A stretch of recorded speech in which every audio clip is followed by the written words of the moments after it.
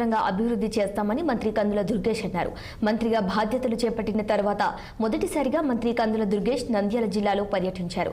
ఈ సందర్భంగా జనసేన కార్యకర్తలు మంత్రికి ఘన స్వాగతం పలికారు. నంద్యాలలో కూటమి అభ్యర్థి ఫారూక్ విజయంలో జనసేన కార్యకర్తలు కృషి మరవలేదని అన్నారు. భవిష్యత్తులో జనసేన సైనికులకు మంచి గుర్తింపు ఉంటుందని మంత్రి అన్నారు.